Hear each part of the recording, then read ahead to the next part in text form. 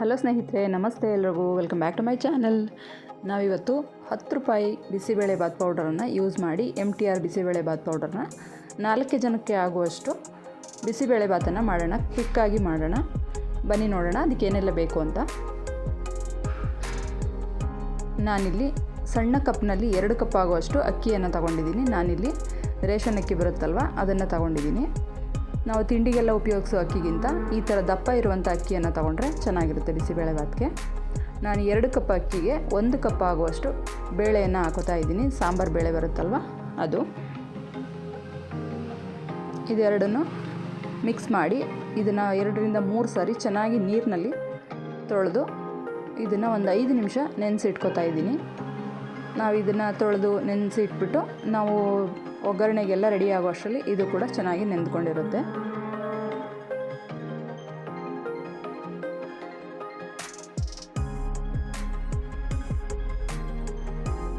ಇದನ್ನು ನೆನೆಯೋದಕ್ಕಿಟ್ಟು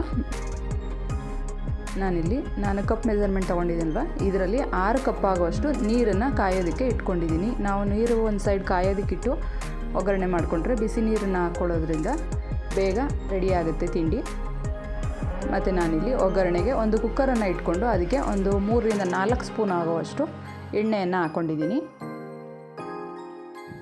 ಎಣ್ಣೆ ಸ್ವಲ್ಪ ಬಿಸಿಯಾಗಿದ್ದಾದಮೇಲೆ ಒಗ್ಗರಣೆಗೆ ಸ್ವಲ್ಪ ಸಾಸಿವೆ, ಸ್ವಲ್ಪ ಕರಿಬೇವು ಮತ್ತು ಒಂದು 3ರಿಂದ 4 ಒಣಮೆಣಸಿನ್ಕಾಯನ್ನು ಮಧ್ಯಕ್ಕೆ ಕಟ್ ಮಾಡಿ ಹಾಕ್ಕೋತಾ ಇದ್ದೀನಿ.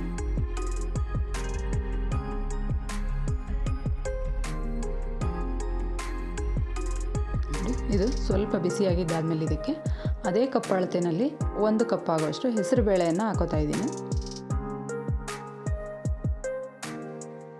2 ಕಪ್ ಅಕ್ಕಿಗೆ 1 ಕಪ್ ಬೇಳೆ, 1 ಕಪ್ಪು ಹೆಸರು ಬೇಳೆಯನ್ನು ಹಾಕ್ಕೊಂಡ್ರೆ ಕರೆಕ್ಟಾಗಿ ಆಗುತ್ತೆ. ಬಿಸಿಬೇಳೆಬಾತ್ ಕೂಡ ಸಾಫ್ಟಾಗಿ ಚೆನ್ನಾಗಿ ಆಗುತ್ತೆ. ನಾವು ಹಾಕಿರುವಂಥ ಹೆಸರು ಬೇಳೆ ಸ್ವಲ್ಪ ಕಲರ್ ಚೇಂಜ್ ಆಗೋವರೆಗೂ ಚೆನ್ನಾಗಿ ಹುರ್ಕೋಬೇಕು.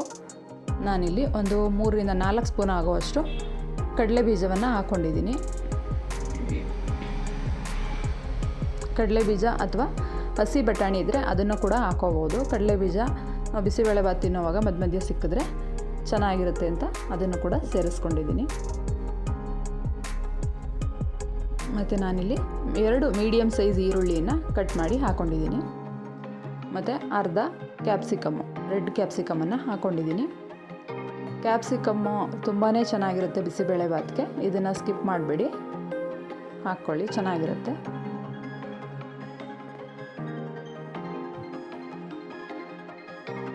ಈರುಳ್ಳಿ ಕ್ಯಾಪ್ಸಿಕಮ್ ಎಲ್ಲ ಸ್ವಲ್ಪ ಫ್ರೈ ಆಗಬೇಕು. ಇದಾಗಿದ್ದಾದಮೇಲೆ ನಾನಿಲ್ಲಿ ಇದಕ್ಕೆ ಕ್ಯಾರೆಟು, ಬೀನ್ಸು ಮತ್ತು ಆಲೂಗೆಡ್ಡೆಯನ್ನು ತಗೊಂಡಿದ್ದೀನಿ. ತರಕಾರಿ ನೀವು ನವಿಲುಕೋಸು, ಗೆಡ್ಡೆಕೋಸು ಆ ಥರದ್ದು ಯಾವುದೇ ಬೇರೆ ತರಕಾರಿ ಬೇಕಂದರೂ ಇದಕ್ಕೆ ಸೇರಿಸ್ಕೋಬೋದು. ನಾವು ಗೋಬಿ ಮಾಡ್ತೀವಲ್ಲ ಅದನ್ನು ಕೂಡ ಹಾಕ್ಕೋಬೋದು. ನೋಡಿ, ಕ್ಯಾರೆಟು, ಬೀನ್ಸ್ ಎಲ್ಲ ಈ ಥರ ಉದ್ದುದ್ದ ಸಣ್ಣದಾಗಿ ಸ್ಲೈಸ್ ಆಗಿ ಕಟ್ ಮಾಡ್ಕೊಂಡಿದ್ದೀನಿ.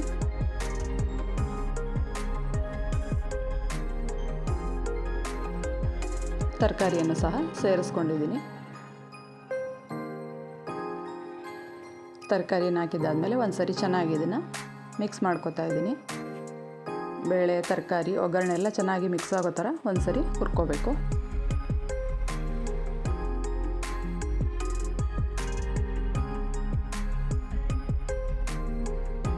ನಾವು ಬೇಳೆ ಒಂದು ಸರಿ, ತರಕಾರಿ ಒಂದು ಸರಿ ಎಲ್ಲ ಬೇಯಿಸೋದಕ್ಕೆ ಹೋದರೆ ಬೆಳಗ್ಗೆ ಟೈಮು ಲೇಟ್ ಆಗಿಬಿಡುತ್ತೆ. ಅದಕ್ಕೋಸ್ಕರ ಕ್ವಿಕ್ಕಾಗಿ ಒಟ್ಟಿಗೆ ಮಾಡ್ಕೊಳ್ಳೋದು ಯಾವ ಥರ ಅಂತ ತೋರಿಸ್ತಾ ಇದ್ದೀನಿ. ಮತ್ತು ನಾನಿಲ್ಲಿ ಒಂದು 3 ಮೀಡಿಯಮ್ ಸೈಜು ಟೊಮೆಟೋನ ಚಿಕ್ಕ ಚಿಕ್ಕದಾಗಿ ಹಚ್ಕೊಂಡಿದ್ದೀನಿ, ಅದನ್ನು ಕೂಡ ಸೇರಿಸ್ಕೊಂಡಿದ್ದೀನಿ. ತರಕಾರಿ ಪೂರ್ತಿ ಬೇಯಬಾರ್ದು, ಸ್ವಲ್ಪ ರೋಸ್ಟ್ ಆಗಬೇಕಷ್ಟೇ ಎಣ್ಣೆಯಲ್ಲಿ.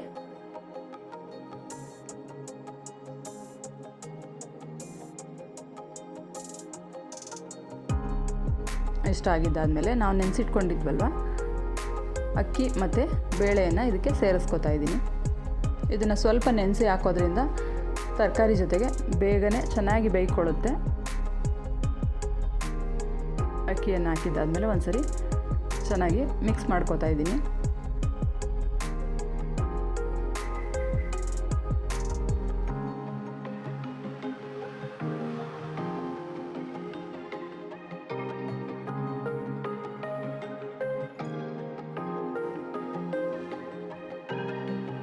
ಇದಕ್ಕೆ ನಾನು ಕಾಯಿಸಿಟ್ಕೊಂಡಿದ್ನಲ್ವ ಬಿಸಿ ನೀರನ್ನು ಕೂಡ ಸೇರಿಸ್ಕೊತಾ ಇದ್ದೀನಿ. ನಾನಿಲ್ಲಿ ಕಪ್ ಮೆಜರ್ಮೆಂಟಲ್ಲಿ 1 ಕಪ್ ಅಕ್ಕಿಗೆ 6 ಕಪ್ ಆಗುವಷ್ಟು ನೀರನ್ನು ಕಾಯೋದಕ್ಕೆ ಇಟ್ಕೊಂಡಿದ್ದೆ, ಅದನ್ನು ಇದಕ್ಕೆ ಸೇರಿಸಿದ್ದೀನಿ. ನಮಗೆ ಇದು ಕೂಡ ಗಟ್ಟಿ ಆಯಿತು ಅಂತ ಅನಿಸಿದ್ರೆ ಇನ್ನೂ ಸ್ವಲ್ಪ ನೀರನ್ನು ಆ್ಯಡ್ ಮಾಡ್ಬೋದು. ಇಷ್ಟು ಪ್ರಮಾಣದಲ್ಲಿ ಮಾಡಿದ್ರೆ ಕರೆಕ್ಟಾಗಿ ಸರಿ ಹೋಗುತ್ತೆ.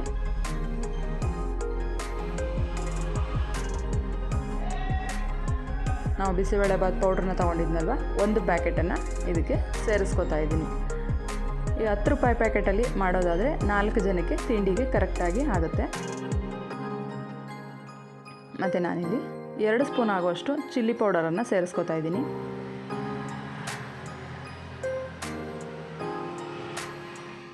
ಮತ್ತು ಸ್ವಲ್ಪ ಕೊತ್ತಂಬರಿ ಸೊಪ್ಪು ಮತ್ತು ರುಚಿಗೆ ತಕ್ಕಷ್ಟು ಉಪ್ಪನ್ನು ಕೂಡ ಸೇರಿಸ್ಕೊತಾ ಇದ್ದೀನಿ. ನೀವು ತುಂಬ ಕಲರ್ ಬೇಕು, ರೆಡ್ಡಿಶ್ ಆಗಿರಬೇಕು ಅಂತಂದರೆ ಸ್ವಲ್ಪ ಫುಡ್ ಕಲರ್ನ ಆ್ಯಡ್ ಮಾಡ್ಬೋದು.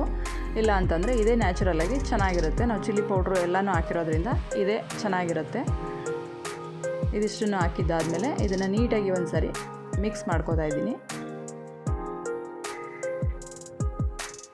ನೋಡಿ, ನಾವು ಬಿಸಿ ನೀರನ್ನ ಹಾಕಿರೋದ್ರಿಂದ ನಾವು ಹಾಕಿದ ತಕ್ಷಣವೇ ಅದು ಚೆನ್ನಾಗಿ ಕುದಿ ಬರ್ತಾಯಿದೆ.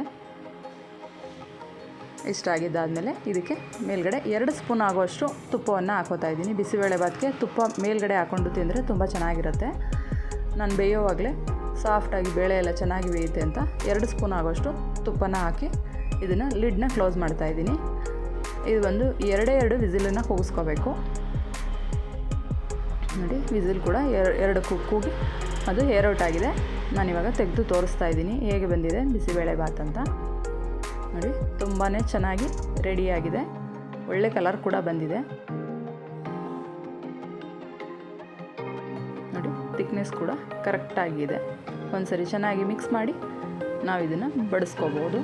ಕರೆಕ್ಟಾಗಿ ಆಗಿದೆ. ತುಂಬ ಗಟ್ಟಿ ಅಂತಲೂ ಇಲ್ಲ, ತುಂಬ ತೆಳುವೂ ಇಲ್ಲ, ಕರೆಕ್ಟಾದ ಅಳತೆಯಲ್ಲಿ ಬಂದಿದೆ ಬಿಸಿಬೇಳೆಬಾತು. ನೀವು ಕೂಡ ಮನೆಯಲ್ಲಿ ಟ್ರೈ ಮಾಡಿ. ಹೇಗಿತ್ತು ಅಂತ ಕಮೆಂಟ್ ಮಾಡಿ ತಿಳಿಸಿ. ಇದ್ರ ಜೊತೆಗೆ ಸ್ವಲ್ಪ ಖಾರ ಬೂಂದಿ ಅಥವಾ ಮಿಕ್ಸ್ಚರು, ಖಾರ ಸೇವಾ ಥರ ಹಾಕ್ಕೊಂಡು ಮೇಲ್ಗಡೆ ತಿಂದರೆ ತುಂಬಾ ಚೆನ್ನಾಗಿರುತ್ತೆ. ಕ್ವಿಕ್ ಆ್ಯಂಡ್ ಈಸಿಯಾಗಿ ಮಾಡುವಂಥ ಬಿಸಿಬೇಳೆಬಾತು ನೀವು ಕೂಡ ಟ್ರೈ ಮಾಡಿ. ಯಾರೆಲ್ಲ ನಮ್ಮ ಚಾನಲ್ನ ಸಬ್ಸ್ಕ್ರೈಬ್ ಮಾಡಿಲ್ಲ, ದಯವಿಟ್ಟು ಸಬ್ಸ್ಕ್ರೈಬ್ ಮಾಡ್ಕೊಂಡು ನೋಡಿ. Thank you. Thanks for watching.